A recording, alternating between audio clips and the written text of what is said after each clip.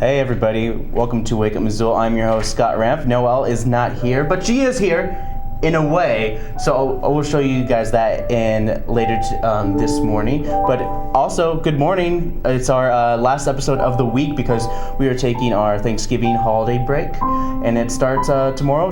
And also there is a winter advisory warning for you. So if you are driving today for Thanksgiving, and just be aware that the winter storm warning is happening until 10 a.m. today, but of course there is a chance that there is 3 inches of snow that may or may not happen today. So it's going to be mostly cloudy and breezy and then partly sunny, but of course your high is going to be 18 degrees. So all that snow that fell yesterday is basically going to freeze.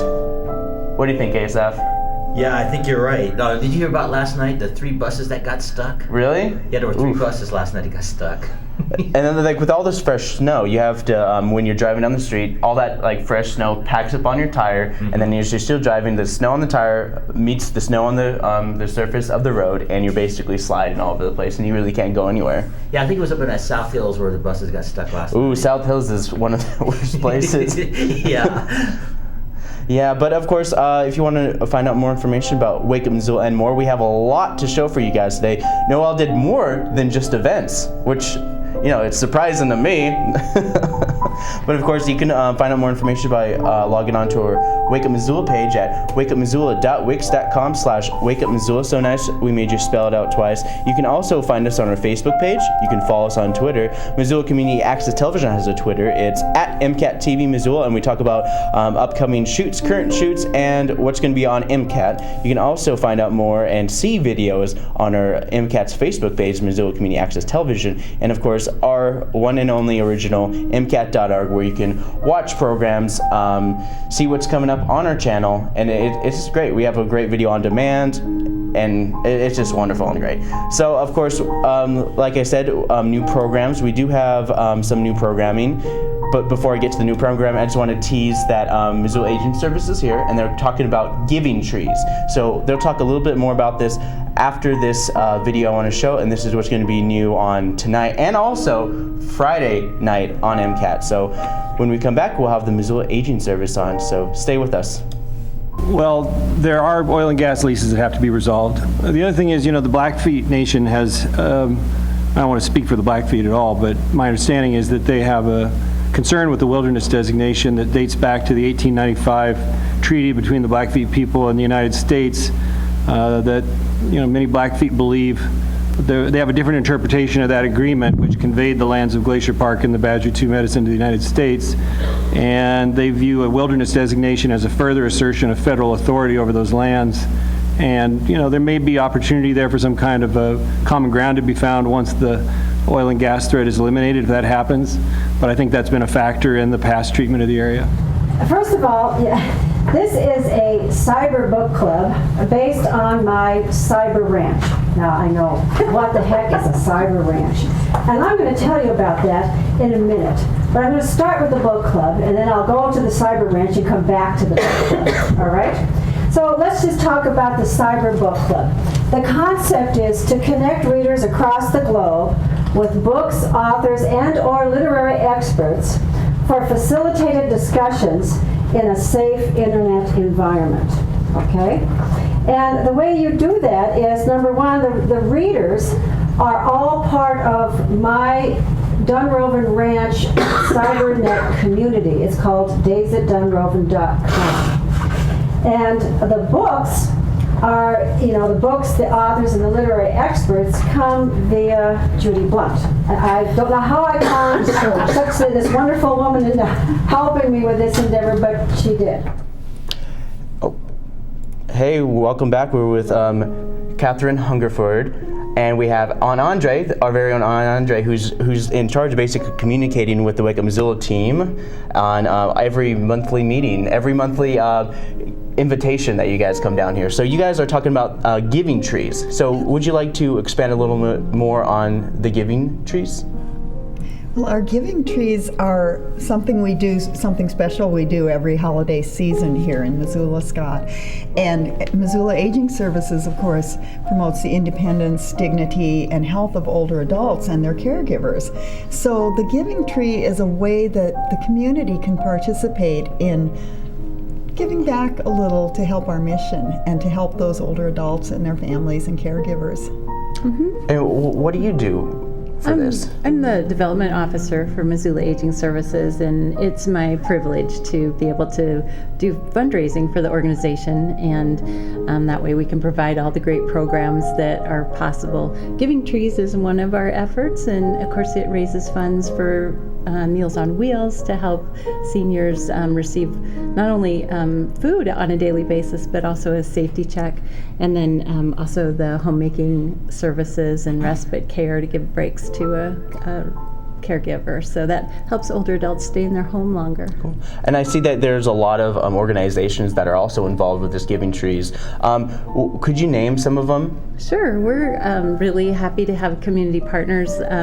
Subaru of Missoula is one of the places where you would be able to find one of the Giving Trees, and they actually put our Giving Tree right on the showroom floor, so you can stop by. It's part of Share the Love this year, and so you can select a tag, and we do have some great tags.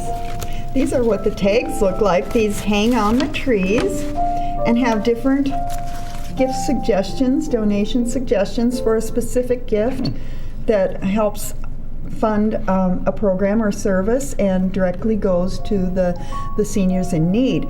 For instance, $21 provides 3 hot, nutritious Meals on Wheels. Or you could go with $100 and provide 10 older adults with a congregate meal experience. The congregate meals, they happen every month, and we have different locations where people participate and hear different presentations, as well as get out and socialize and have lunch with friends. Cool. And what is Missoula Aging Services doing? Like Thanksgiving's coming up, and is Missoula Aging Service maybe like Meals on Wheels doing like a special like turkey lunch dinner type Meals on Wheels thing? We deliver Meals on Wheels for Thanksgiving, and we also deliver the Friday afterward. And over the holidays, we do have a special holiday meal around Christmas time, which we get a lot of community support, especially from the police department and the city and county employees who contribute for a big Thanksgiving dinner. But Meals on Wheels through the holidays and through Thanksgiving goes on as usual. So all of our clients who receive meals will get their Thanksgiving dinner. Cool. There's something there was another question that I really haven't touched base on, but where can people go to pick up these Giving Trees? To pick up the tags? The tags, trees, Well, I know Kathryn's mentioned a couple locations. The Subaru of Missoula is one of the participants. The MSO Hub downtown, which is right at the corner of Higgins and Main Street. They've been a participant for several years, at least 5 years, and they'll have a giving tree there that'll be, full of tags like this. We have one in our lobby at Missoula Aging Services, 337 Stevens Avenue. Taco Sano is also participating in both of their locations, and that is through, I believe, the Gerontology Club. They've set that up, and this is the second year they've participated. And then there's several locations in the city and county buildings, such as the public library, where they do it for their staff and others. How many trees do you? How many years have you guys been doing this, and how many trees have you given out? Well, we don't actually give out trees, but we give out, the trees have the location or the gift suggestions on them, the tags. And I don't know, Kathryn might have an idea on. Yeah, I know it's well over 5 years that we've been doing it. Yeah, and I know, I'm thinking back to one of the first years, and I know that we had over $1,000 in donations one of those years. I'm not exactly sure what it's been in the last year, but people really step up, and it's a wonderful opportunity to just do something when you're out Christmas shopping, for instance. Stop in and get one. How can people step up? Where can they go to find more information? And just where can they go to find more information? Well, we certainly would encourage people to come to Missoula Aging Services and also to check our website at missoulaagingservices.org. And the Giving Trees, again, is a seasonal promotion, something we do between, about the 1st of December through the holiday season. And it's just a really great way the community can participate and help their older adult neighbors have a better holiday. Great. Well, is there anything else you'd like to say? Just thank you for the opportunity for these years to be on your program with you coming down here. How much longer is the Giving Tree going on? That's what I wanted to ask. I was like, oh yeah, how long do people get a chance to do this? Oh, usually through December. December, yes. Great. Yeah, thank you very much. Well, thank you guys very much. If you want to find out more information, you can go to the Missoula Aging Services website, and you can give, and it helps feed seniors who need who work with programs like Meals on Wheels and more. That's right. Yeah. So thanks, guys.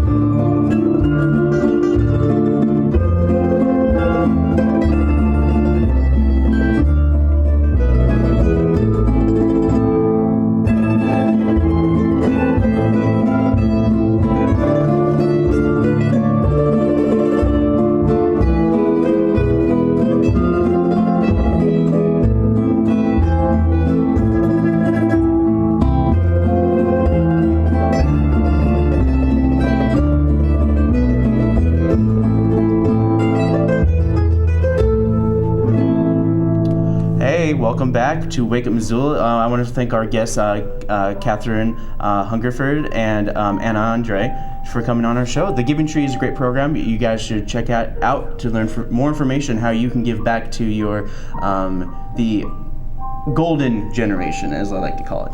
But of course, we do have events, and of course, I did promise you it would be very interesting as well. So I'm gonna bring out Noelle here in a second. So let's see. All right, there we go. I know, it's gonna be hilarious. So without further ado, here is Noelle McAvoy with some events. Good morning, Missoula. Happy Wednesday and happy Thanksgiving. Here are your events for today. Starting at 9 a.m. over at Taste Bud's Kitchen, they're having a Thanksgiving mini chef camp for ages 4 to 8. They'll be making a delicious feast full of turkey cupcakes, stuffed muffins, and sweet potato tots. There is a camp later on in the day at 1 p.m. for an older crowd between the ages of 9 and 13. It's $85 for both of those sessions, or it's just $45 for one. Mm-hmm. Family Fun Time is over at Missoula Gymnastics starting at 9:30. It's an open gym for ages walking to 12 years. And it's just, they have trampolines, foam pits, all the fun things you could want, fly through the air. But over at Bitterroot Gymnastics, if you're looking for a gym for a younger crowd, it's for ages walking to 5 years, and this is their preschool playgroup. $8 to drop in, $12 for siblings. And they have different activities and stations set up around the gym, and then children and parents rotate and choose what they want to do. Over at 11 o'clock, over at Spectrum Discovery area, their Discovery Bench is Fractals, and their Brain Lab is Taste Test. They'll be closed at 3 p.m. today. The Missoula Insectarium is going to be making cards telling all these wonderful pollinators how thankful they are for them. They'll be hanging up these cards around the insectariums. It starts at 11. And then also at noon over there, they have their Little Bugs Toddler Time. This is a class for ages 3 to 5 to learn about insects through hands-on activities and story times and songs and lots of fun different varieties. Parent yoga is at Peaceful Heart Yoga at 1 p.m. This is yoga for you and your child. It's mostly for the adults, to get out there and get yoga without having to worry about what you're going to do with your kid if you need to find a babysitter. So if you need to jump out and want to hang out with your kid and want your kid to do yoga with you, you can, all in this wonderful supportive atmosphere. Yes. Over at the public library, they've got a free matinee at 2 p.m. in the large meeting room. It's a classic film. And then at 3:30 over at the public library until 5, they've got their middle school writing group. So this is writing group for grades 6 through 9. And if they just need some inspiration or flourish or feedback, you can go to this. Over at the Top Hat Lounge, they've got their fish happy hour. So this is the jam band Fish. It's at the Top Hat, usually every Wednesday starting at 4:30. And they have a variety of different ways to celebrate fish. They've got audio show, video, trivia, drink specials. Over at the Kettle House, they have got their Community Unite. So 50 cents from each beer sold will go to the nonprofit of the night starting at 5. The Learning Center at Red Willow at 5:30 has meditation for veterans. This is for veterans that maybe have some PTSD or need some help sleeping or with anxiety. Lola Peak Brewing Company has got a pint night. They are donating 50 cents from each beer to the center. The center is a resource and outlet for LGBTQ community. Over at Imagination Brewing Company, they've got their Wednesday night brewery jam starting at 6 p.m. So if you're a musician or just want to hang out, go on down there and jam out. Yeah. Brains on Broadway Trivia is at the Broadway at 7. Also at 7 at the Sunrise are country dance lessons with instructor Kathy Clark. $5 per lesson. It's every Wednesday and Thursday, except for tomorrow, of course. Live bingo is at the Lucky Strike at 7. There's a trivia at the Press Box at 8:30. Karaoke at the Eagles Lodge at 8:30. Karaoke at the Badlander at 9. The Milk Crate Wednesday at the Palace at 9. Double D Karaoke at the Sunrise Saloon at 9. And then over at the Palace, also at 9, the Last Best Records, which is a record company in Missoula. They are showcasing a bunch of Montana talent that is underneath their record label. So that's at 9. A bunch of different artists. I'm not quite sure if it costs anything, but if it does, it's probably pretty minimal. It probably costs something. I don't have any events for Thursday because it's Thanksgiving, and so I hope that you guys all get to enjoy your turkey and stuffing and anything that you do on Thanksgiving. Happy Thanksgiving. We have a lot to be thankful for, and I hope that you guys all have a great day. So I'll give it back to Asaph and Scott. All right, thank you. Thank you, Noelle. That was Noelle McAvoy with a little bit of live here in the studio, but not live. She's not here, but she's here. So she's in Washington enjoying some Friendsgiving with some of her friends. Her mom just recently moved down to, I want to say New Mexico, right? I think so. Yeah, New Mexico. Okay, like any other thing, I want to throw it to Asaph because he has a little bit of a very fun musical notes with Asaph. So take it away, Asaph. Let's start off with the clip first of all. Let's just dive right in. All right, so what are we expecting to see here? We're going to see 2 interpretations of Thanksgiving. This is the first one. Like this. We thank God for our homes and our food and our safety in a new land. We thank God for the opportunity to create a new world with freedom and justice. This is coming up. This is going to be the first interpretation of what Thanksgiving is. And watch Peppermint Patty, the young lady with the green on.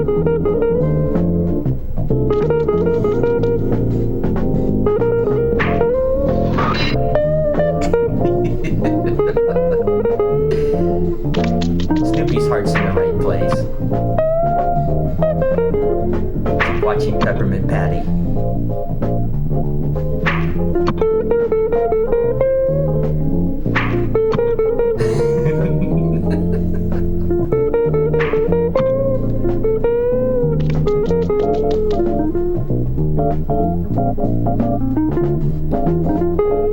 Dun, dun, dun. What's this? A piece of toast? A pretzel stick? Popcorn? What blockhead cooked all this? It just gets worse. Keep watching. What kind of a Thanksgiving dinner is this? Where's the turkey, Chuck? Don't you know anything about Thanksgiving dinners? Where's the mashed potatoes? Where's the cranberry sauce? Where's the pumpkin pie? Now, if you watch this here, we've seen this every year when they show these Peanuts cartoons, and Peppermint Patty goes off because she was expecting our traditional meal for Thanksgiving. Right. And that's not really what Thanksgiving is about. I mean, that's part of it, but she goes off and she forgets what Thanksgiving's really about, which is being with family, being thankful for things you have, whether you get the turkey and the cranberry stuff. Of course, in her case, they end up getting it anyway because they end up going to Charlie Brown's grandparents' home. But I wanted to start this segment off with that there and share a real fun story real quick. When I was a little boy, my grandparents, when we would visit my grandparents, we had a nickname for my grandfather, and we used to call him Daddy Man. You think of a guy, a grandfather with a cape on like Superman, and we would call him Daddy Man, and we used to call my grandmother Big Mama. So we would go and visit my grandparents, and my grandfather would play this game called Magic. When all the cousins would be in the back room and we hear him say Magic, and he would pull out this wad of change. When all of us were little, we'd get around him, and he would just throw money on the floor, and we'd all just fight for it, so you would get nickels, dimes, quarters, and things like that. And that was just kind of a fun little childhood memory that I wanted to share, tying in with Thanksgiving, because we could have done it on Thanksgiving or just any, casual visit or whatever. So what are you going to do for Thanksgiving this year? I'm going to be spending it with my family. I'm going up to my sister's place, and she lives up in South Hills. Actually, it's more upper, lower Miller Creek area. And then I'm going to do another Thanksgiving. It's kind of like a Friendsgiving the day after. So it's going to be Thanksgiving on Thursday and then Friendsgiving on Friday. Of course, I could do another Wake Up Missoula, but I'd rather just sleep in. Yeah, I don't blame you. It's a good excuse just to kind of just hang out and do nothing. And it's Friday. Most people just are going to be staying in anyways. Why not watch us? But then again, Well, I find to conclude this segment here, I got invited over to the lady Louise Bundy that did my Lawrence Welk show. Nice. She invited me over, and she's going to be cooking all kinds of goodies. And then I start playing at the mall Friday morning. Are you excited? Because of course we've been talking about Thanksgiving. We just haven't talked about the darkness that Thanksgiving brings, and that is considered Black Friday. And of course, Black Friday is very interesting in itself because people are looking for the best bargains and best things like that. Because you got Cyber Monday, and then you, of course, I think the one thing that people should really invest in is the Buy Local Saturdays. Because Buy Local Saturdays is happening, and of course, I do have a little quote from John Engen. Should we just bring that up right now? Sure. I have Mayor John Engen, and he's talking a little bit more about Small Business Saturday. So let's. Here's his little proclamation. Small businesses form the backbone of our local economy, generating jobs and improving the quality of life for citizens. And whereas the city of Missoula, Montana supports the efforts of local businesses, and recognizes the critical role they play in our community, and whereas Small Business Saturday is a nationwide campaign to cultivate business for small merchants on the Saturday after Thanksgiving, and whereas Small Business Saturday will stimulate economic growth locally for small merchants by following in the tradition of Black Friday and Cyber Monday, two of the busiest shopping days of the year, and whereas we encourage citizens to consider shopping small merchants on Small Business Saturday as a way to boost the local economy and strengthen our small business community. Now, therefore, I, John Engen, Mayor of the City of Missoula, in the state of Montana, do hereby proclaim November 28th, 2015 in Missoula as Small Business Saturday, and encourage our residents to recognize and support small businesses within our community by shopping these establishments on the Saturday following Thanksgiving, which is coming right up. All right, so that is Mayor John Engen with a little proclamation. Of course, this is the second year Buy Local Saturday has been in Missoula in general. It's not necessarily a Missoula idea, but then again, it's all about buying local in Montana. And if you really want something very special, but that also resonates throughout the community, buy local on Saturday. But of course, it's not a commercial because we're not a commercial here at MCAT. But of course, I'm not saying a specific place, so it kind of works out in a way. Yeah. Well, anyway, my final words, I was just going to say, whatever a person's religious beliefs are, let's just give thanks to God for another Thanksgiving and spend time with your family and have fun. let's not be like Peppermint Patty. Let's be like Linus and give thanks. And I'll end it on that note. Thanks, Asaph. Sure.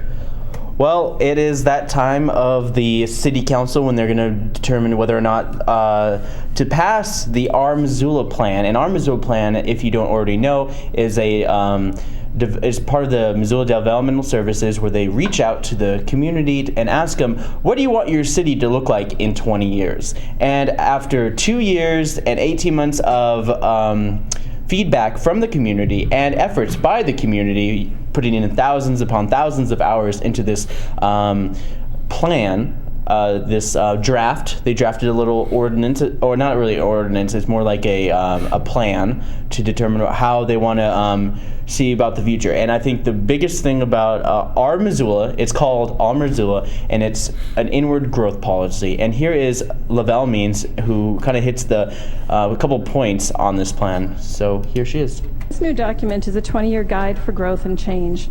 It's about looking at where we've been as a community and where we would like to head. It provides us with a common direction, which is critical to sustaining a resilient and livable community. The projection for 20 years into the future is to plan for about a 19,000 increase in population and about 9,000 additional units.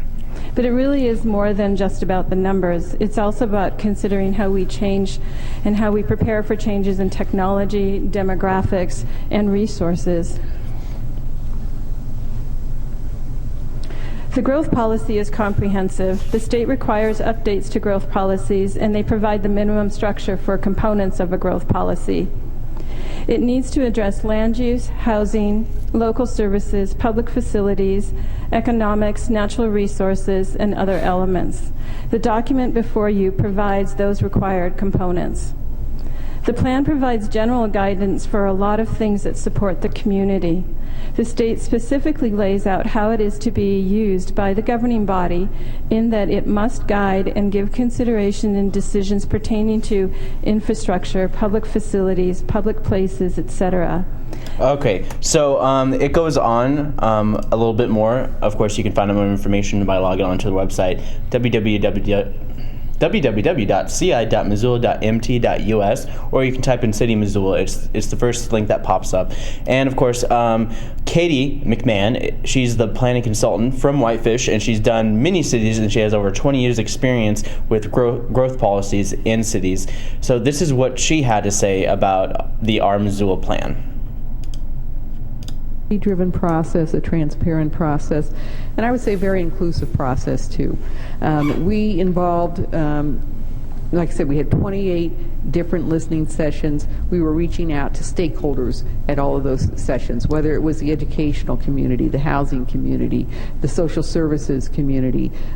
We went to the campus and had a listening session at the Student Union building so that we could engage college students.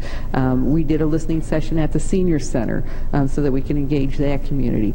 We did exercises at the high school, and we had some high school class come to our open house, which is up here, and actually present projects that they produced as a result of their involvement in the growth policy plan. So we had a very inclusive process, and again, staff went to farmers markets, they went to Sunday streets, and they had activities, and anybody, neighborhood groups, I think you went to 30 or what, 2/3 of the neighborhood councils and did presentations, and pretty much anybody who called up and said that they wanted a presentation got one. If there were some groups that we identified that maybe hadn't been involved in the process, and they made a special effort to reach out to them and say, this is going on, is there a way that we can come and talk to you as well?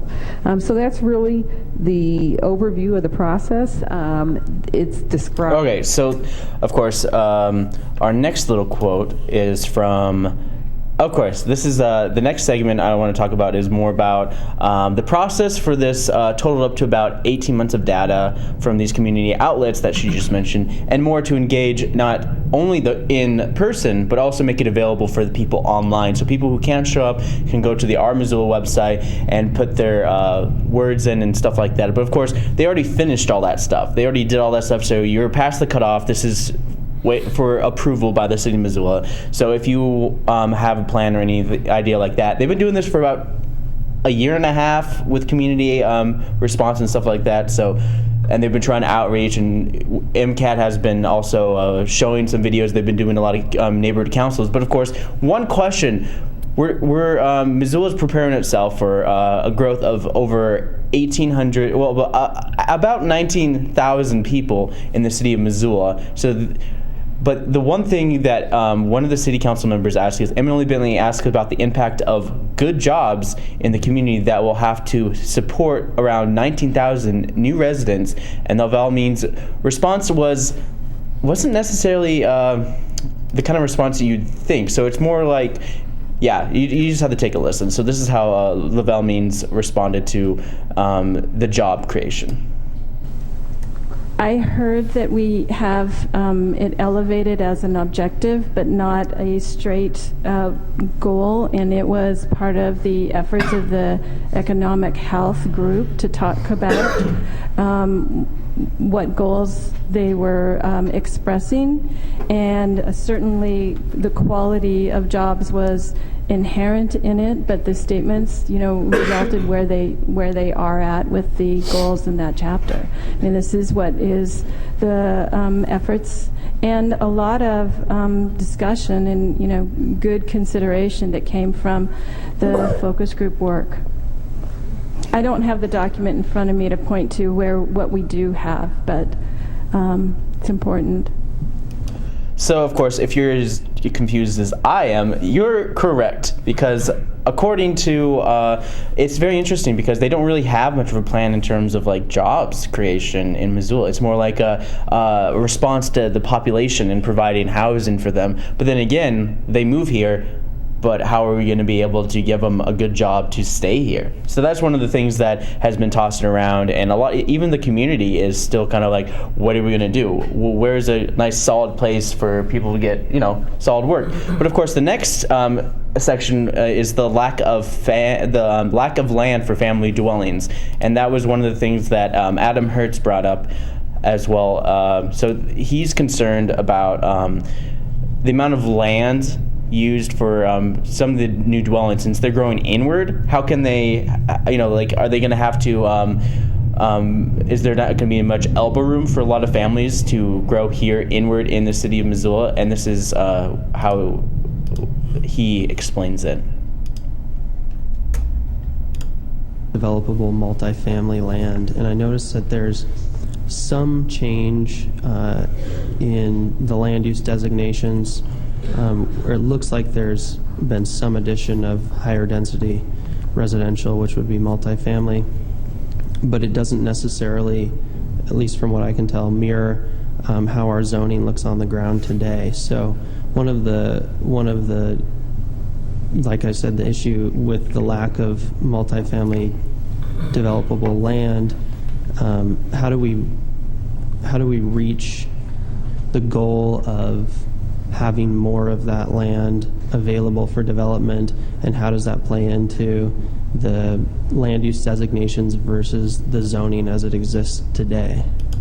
Of course, that was Adam Hertz asking a question to Noelle Means, and this is how Noelle Means responds to Adam Hertz's question about the dwelling/zoning debate. Yeah, so I think trying to focus in to particular nodes and looking at what that means and some additional planning is a way to look at how to address multi-dwelling around the community, either in the node overlay areas or through mixing of uses. And then I think the third place is really going to come from direction from the council in terms of if there are particular areas that they would like us to look at for researching zoning in those areas, or coming from neighborhoods too. All right, so that's how Noelle Means responds to that. Of course, our next one is Jason Weiner. He speaks on behalf of this ordinance and how it's a good idea.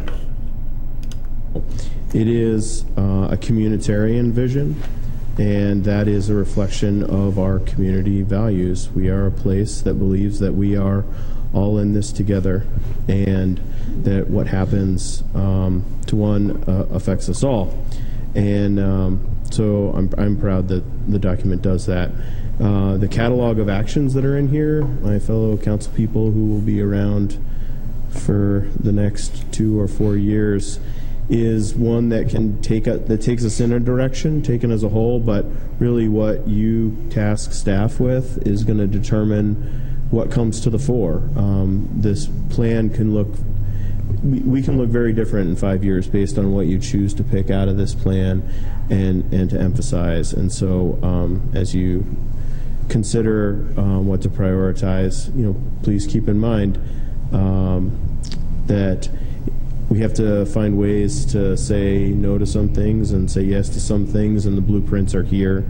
And if you check your email, maybe I'll send you some suggestions.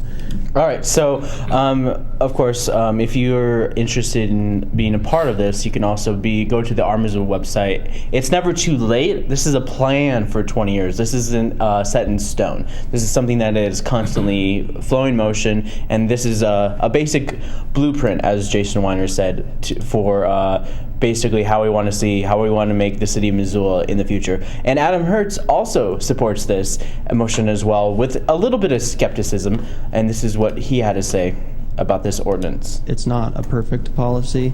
I certainly take issue with putting too much emphasis on focus inward, which inevitably will lead to gentrification and increased cost of housing and business development in the city of Missoula.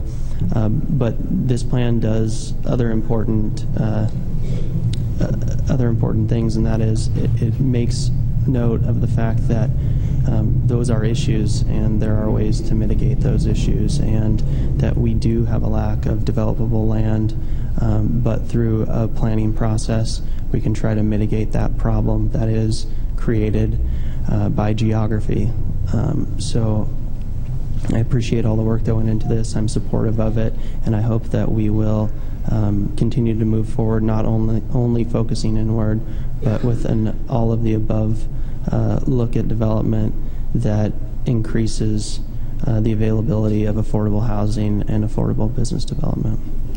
All right, so of course that was Adam Hertz, and he was saying that he supports this, and he said, of course, this may or may not be a gentrification of the people in the city of Missoula. So a lot of times you have to think about, if we are going to grow inwards, increase the population inwards, maybe that also would alleviate some of the tax burden as well. But of course, it doesn't necessarily mean we're going to be paying less with taxes, even if more people move in. So it's basically at the same, that we're going to be paying for those certain amount of taxes no matter what, and it just kind of like a flat lines throughout the whole.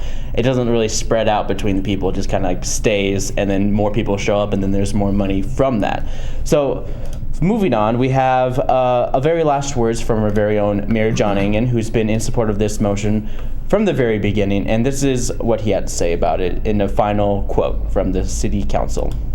There is nothing inevitable. What is possible through this policy is much, and much of that can be a product of us being intentional. And this policy aligns itself with our transportation plan. It aligns itself with our zoning code. It aligns itself with the organization that we've created in development services to move this community forward. There are opportunities here that are plentiful, fascinating, and provide choice. And I can't think of a better representation of Missoula than this document that you all have created. It's heavy lifting over 2 years. And Laval and I have had a number of conversations about how you keep the community engaged over the course of that long period of time, when sometimes we start to suffer from vision fatigue, yet folks continue to show up. We continue to ask them to show up, and they did their part, and staff did its part, and you all are doing your part this evening, and I appreciate that very much. I think you can be proud of the work that you're doing here. All right, so that was Mayor John Engen on the Our Missoula Growth Policy, and without the motion did pass, and we will now look to the future of growth and inward policy that the city will look into as well. Oh, wow. I cannot write.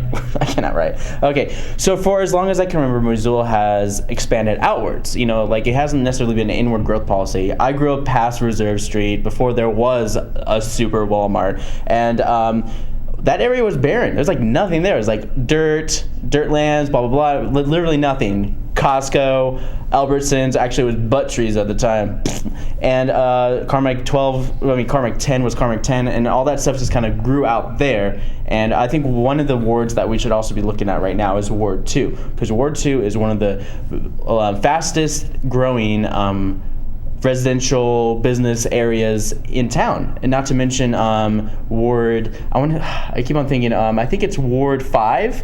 It's generally the area just on the summit of South Hills, with all those new businesses where Village 6 used to be, Safeway, now Missoula Fresh Market, car dealerships. It's Kohl's, Cabela's, all that stuff.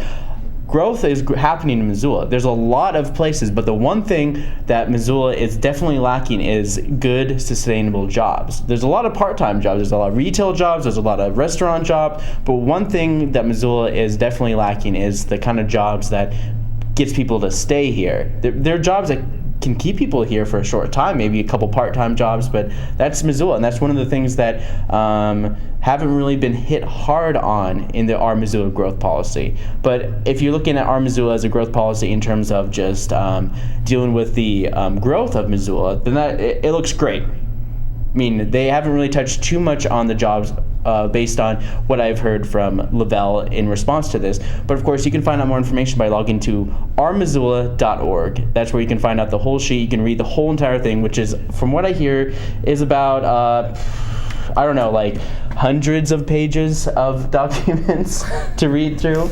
And you can find out more information also by logging on to www.ci.missoula.mt.us. So, Asaph, you've been here for what, 3-4 years now? No, I've been here 8 years. You've been here 8 years. Yeah. Wow, I'm just like, woo. Time flies. Because I remember, because I haven't been to college in like 4 or 5 years, and then when I was in college, I noticed that you wandered around the music building hallways and all that stuff. Yeah, there was a purpose then at that time.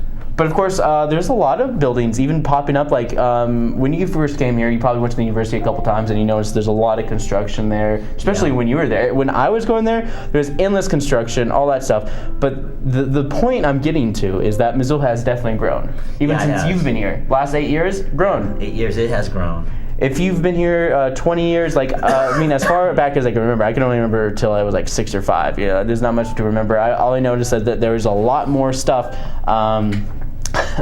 Because like the old Walmart, that was the floodplain. The old, like the new Walmart, that's right up, like the brand, everyone calls it the new Walmart compared to the old Walmart. That's up Brooks. This one is up Mullen Reserve.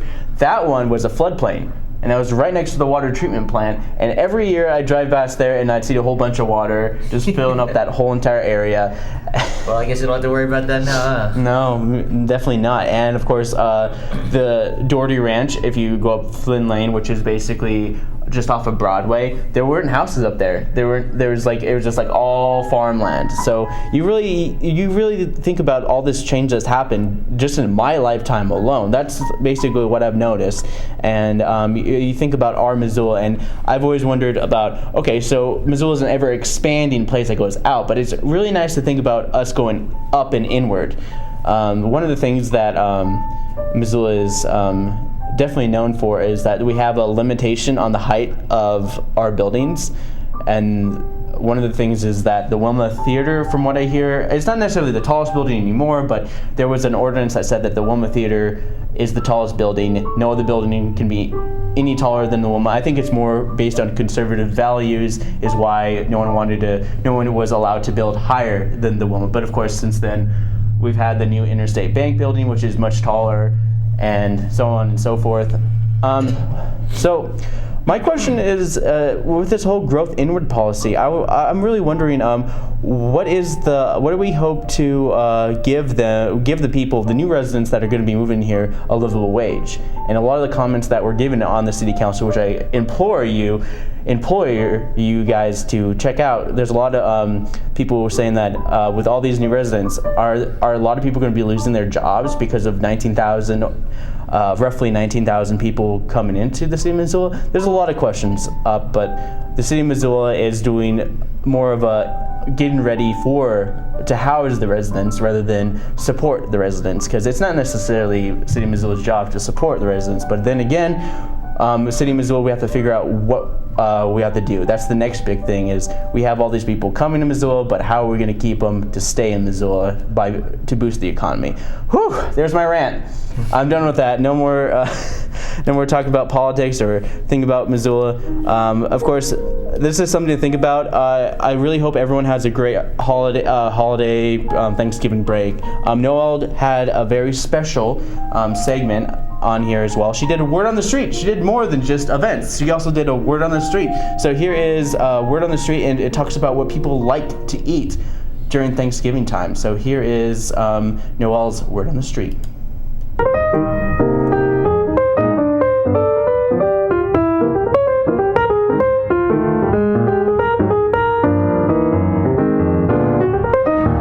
I love candied yams with even if it's just like the canned, like sweet potatoes with like marshmallows and like crusty brown sugar, and they're so good. My mom makes really good candied yams. Nice. Favorite Thanksgiving food is definitely sweet potatoes. Nice. A little toasted marshmallow on the top. What do you love about them? They're sweet, they're delicious, and I usually only get them this time of year. Yeah, thanks. I like everything. I'll be basic and say turkey. Stuffing, totally love it. It's this like curry soup. It's like orange. It smells really good. My grandma makes it. She like sweats in it. It's disgustingly good. And you put pho noodles in it. It's rice noodles that are thick and thin. It's like potatoes, and it's so comfort food. It's my favorite Thanksgiving food. I can eat like bowls and bowls of it. Mashed potatoes and gravy.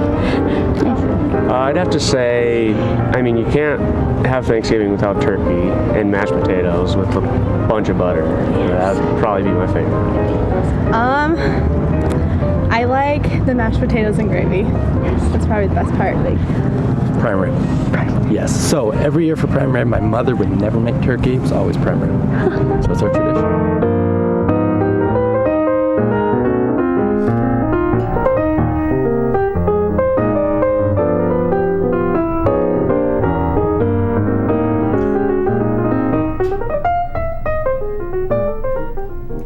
We're back, and of course we're gonna throw to Asaph for some music, but I want to say that is already online, so if you guys want to watch it in its full 16:9 frame, you can. So of course I want to throw it to Asaph, and Asaph has a very special song that he wants to play for Noelle, who's not here. Yeah, she likes that theme song when I play from the movie My Big Fat Greek Wedding, which by the way is my personal favorite film. So I'll play that for her as a Thanksgiving present, even though she's not here.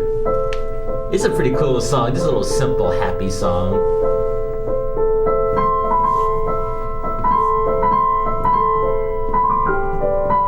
See?